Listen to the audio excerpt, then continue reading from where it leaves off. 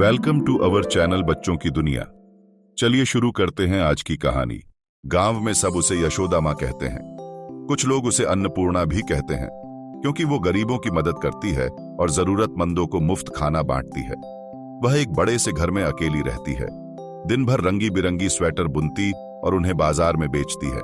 उनके घर के बाहर रोज शाम को बहुत सारे जरूरतमंद लॉग लाइन बनाकर खड़े हो जाते हैं। यशोदा माँ सबको एक एक करके खाना देती है। एक दिन यशोदा माँ जब खाना बांट रही थी तो देखा लाइन में छोटे छोटे बच्चे लगे हुए हैं। तुम लोग किसके साथ हो? पहले कभी नहीं देखा। पहले पता नहीं था यहाँ फ्री का खाना मिलता है। फिर खुद ही बच्चे जोर जोर से हंसने लगे। लेकिन तुम्हारे माता पिता कहाँ है? वे रहे, वो भी यही लाइन में लगे हैं। कौन सी क्लास में पढ़ते हो? हम स्कूल नहीं जाते।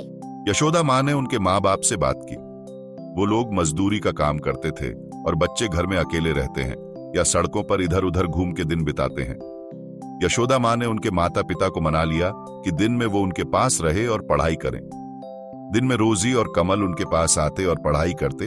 उनका पढ़ाई में मन लगाने और उन्होंने बैठने की आदत डालने के लिए यशोदा माँ ने सबसे पहले ड्राइंग से शुरू किया।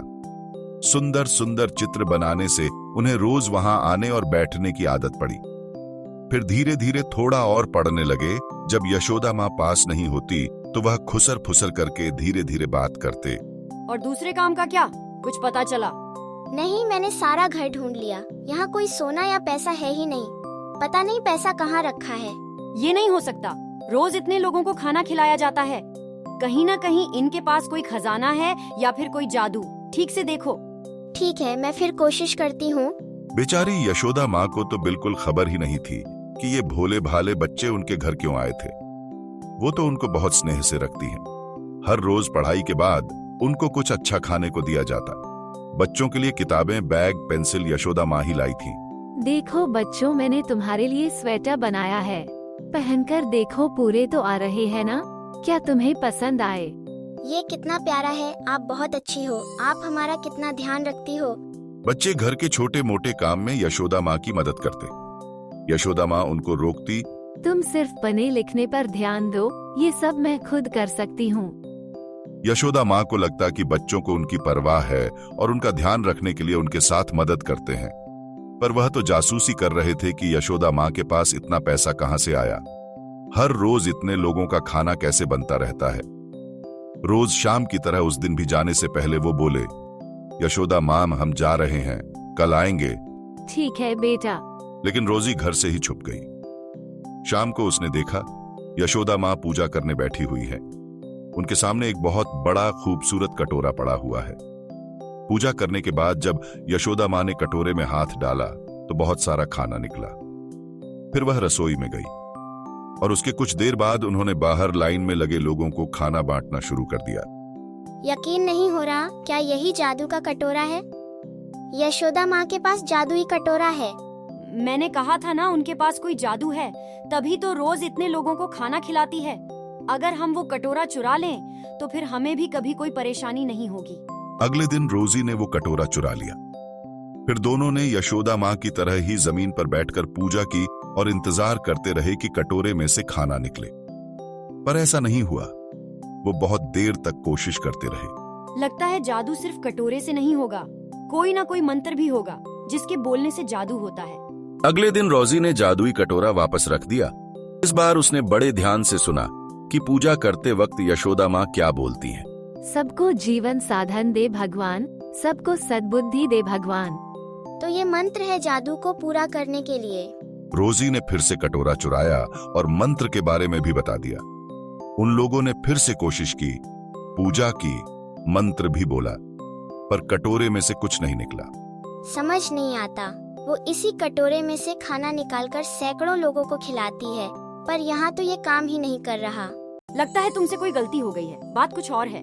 गुस्से में उन्होंने वह कटोरा तोड़ दिया। जब बच्चे अगले दिन पढ़ने गए तो उन्हें लगा यशोदा माँ बहुत परेशान होंगी, पर ऐसा नहीं था। वो हर रोज की तरह खुश थीं। रोजी ने शाम को फिर छुप कर देखा। यशोदा माँ वही मंत्र बोल रही थी, बस कटोरा बदल गया था। लगता है मैंने गलत कटोरा उठा लिया था। उस दिन उसने वो नया कटोरा उठा लिया, लेकिन इस कटोरे में भी जादू नहीं था। बच्चों ने वो कटोरा भी तोड़ दिया। जब रोजी ने तीसरी बार कटोरा चुराने की कोशिश की तो यशोदा माँ ने उसे पकड़ लिया। जब वो डरकर चिल्लाई तो कमल भी दौड़कर आ गया। यशोदा माँ ने उसे भी बिठा लिया। अच्छा, तो तुम हो कटोरा चोर। रोज मेरा कटोरा उठा के ले जाते हो। इतने प्यारे बच्चे हो, ऐसा क्या हो गया कि चोरी करनी पड़ी? मुझे माफ कर दीजिए, मैं मजबूर थी। मैंने इससे पहले कभी चोरी नहीं की। हम तो अमीर होने का जादू ढूंढ रहे थे। मैं आपसे विनती करती हूँ, मुझे पुलिस के हवाले मत करना। यशोदा माँ जोर जोर से हंसती। एक कटोरे के लिए पुलिस कौन बुलाता है? पर वो तो जादुई कटोरा था ना। आप उसी में से रोज जादू से खाना निकालती हैं और सैकड़ों लोगों को बांटती हैं। कटोरा खो जाने का दुख नहीं है आपको। यशोदा माँ बहुत देर तक हंसती और फिर बोली, वो कोई जादुई कटोरा नहीं, दूसरों की मदद करने का जादू कटोरे में थोड़े ही है। क्या? वो कटोरा जादू वाला नहीं था? तो जादू कहाँ था? नहीं, किसी कटोरे में कोई जादू नहीं था। जादू इन हाथों में है, जादू इस दिल में है और जादू उस भावना में है जिससे स्नेह व बिना किसी लालच के खाना खिलाया जाता है। पर ये है तो जादू ही ना। आपको ये जादू कैसे मिला? ये जादू तो किसी के पास भी हो सकता है, बस नेक और साफ दिल होना चाहिए। दुनिया में हजारों दानी महात्मा हैं इस दुनिया में जो लाखों करोड़ों की मदद करते हैं, जबकि खुद वो 3 कपड़ों और सादा भोजन में जिंदगी बिता देते हैं। उनके पास अनगिनत पैसा आता रहता है क्योंकि कुदरत भी उन्हें ही जादू बख्शती है। जिनके पास सोने सा खरा दिल और दूसरों की मदद करने की इच्छा होती है, और इस जादू को पाया तो जा सकता है पर चुराया नहीं जा सकता। क्या हमें भी ये जादू मिल सकता है? बिल्कुल मिल सकता है। जब तुम पढ़ लिख कर अपने पैरों पर खड़े हो जाओगे तो गरीब और जरूरतमंदों की मदद के लिए हमेशा कुछ हिस्सा निकाल के रखना, यही जादू होता है, नेकदिल मददगार लोगों के पास। हम समझ गए और अपनी गलती के लिए बहुत शर्मिंदा है। यशोदा माँ ने बच्चों को माफ कर दिया। अब वो हमेशा यशोदा माँ के साथ ही रहते। तीनों मिलकर जरूरतमंदों को खाना खिलाते और स्वेटर बुनकर बेचते। अब रोजी और कमल बहुत खुश रहते हैं। तो देखा बच्चों, साफ दिल इंसान के पास बहुत सारे जादू होते हैं, जैसे हरदम खुश और संतुष्ट रहना, जो दूसरे लोगों को समझ नहीं आता। तो आप भी नेक व साफ दिल इंसान बने और अपना जादू खुद पा लीजिए।